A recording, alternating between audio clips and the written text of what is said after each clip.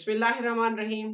Welcome to my YouTube channel. आज हम nutrition and digestive system in mammal को discuss करने जा रहे हैं। इससे पहले के तमाम लेक्चर्स मेरे यूट्यूब चैनल पे पड़े हुए हैं, आप लोग जाके विजिट कर सकते हैं। ओके, इवन कमेंट सेक्शन में, भाई पहले भी कह रहा हूँ, पहले भी कहता रहा हूँ, अब भी कह रहा हूँ कि कमेंट सेक्शन में कमेंट लाजमी करना है, ताकि इससे मोटिवेशन मिलती है बंदे को और बंदा फिर अच्छे तरीके से वर्क करता है। ऑडियंस तो ट्रैफिक तो आपको पता है कि इस लेवल पे हाई नहीं होती, लेकिन फिर भी आप लोगों के कमेंट देख के दिल खुश हो जाता है। काम स्टार्ट कर देते हैं। ओके, तो चले हम अपने इस टॉपिक को डिस्कस करते हैं। देखो, न्यूट्रिशन की बात करूं तो आपको पता है कि जो मैमल है ना, उनका जो डाइजेस्टिव सिस्टम है वो वेल डेवलप्ड है। आपको पता है कि अगर हम इंसानों की बात करें, वी आर मैमल्स, तो हमारा डाइजेस्टिव सिस्टम वेल डेवलप्ड है। ओके, तो अब इसमें स्पेशल मतलब इकोलॉजिकल मतलब स्पेशलाइजेशन पाई जाती है कि इसमें कुछ हर्बीवोर्स हैं, कुछ ओमनीवोर्स हैं, कुछ क्या है कार्निवोर्स हैं।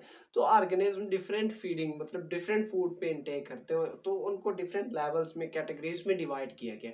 अब इसी तरीके से आप बात कर लो किसकी, कार्निवोर्स की। अब कार्निवोर्स किस पे फीड करते हैं? फ्लैशेस पे, गोश्त वगैरह पे इंटेक ईट करते हैं। ठीक है, मैं इस साइड पे थोड़ा आ जाऊं।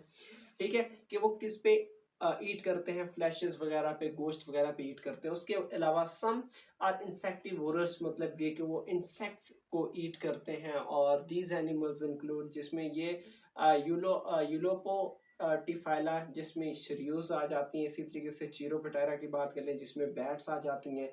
और इसी तरीके से एडेंटा की बात कर लें जिसमें आंट ईटर्स आ जाती हैं। ओके, अब कुछ होती हैं ओमनीवोर्स। अब ओमनीवोरस ओमनीवोरस की बात कर लें कि जैसे कि बियर्स की बात कर लें, ये डिफरेंट प्लांट्स पे भी ईट करते हैं, एनिमल्स पे ईट करते हैं। इसी तरीके से आप अपनी बात कर लो, वी आर ओमनीवोर्स। ठीक है, जिसमें हम गोश्त भी खा रहे होते हैं, हम सब्जियां वगैरह भी खा रहे होते हैं, तो वही आर ओमनीवोर्स। ओके, अब इसी तरीके से कुछ हर्बीवोर्स होती हैं जिसमें आर्टियोडैक्टाइला की बात कर लें, डियर्स वगैरह।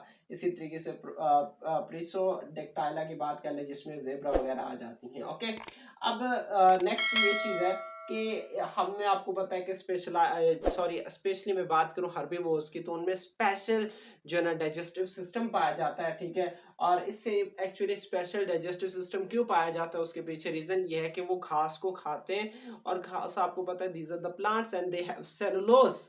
और आपको पता है there is too much difficulty in digesting the cellulose, मतलब सेलुलोज को डाइजेस्ट करना बहुत मुश्किल होता है। तो इस वजह से उनमें स्पेशल मतलब सिस्टम मौजूद होता है उस सेलुलोज को डाइजेस्ट करने के लिए। ओके, तो अब वो ये क्या है कि mostly feed on vegetation, but their diet also include invertebrates ingesting while feeding. मतलब ये कि इन्हीं की हर्बीवोर्स की बात हो रही है, स्पेशली हर्बीवोर्स की बात हो रही है कि वो घास को तो खाते हैं, लेकिन बाज़ औक़ात वो घास खाने के साथ साथ जो है ना कीड़े मकोड़ों को भी खा जाते हैं। आपको जानवरों की बात कर लो, तो वो भी मतलब डाइजेस्ट हो जाता है उनसे। अब नेक्स्ट क्या है कि अब आप बात कर लो हॉर्सेस की, रैबिट्स की और दूसरे रोडेंट्स की बात कर लो। अब इनमें क्या होता है कि इनके पास एक इनलार्ज्ड सीकम होता है।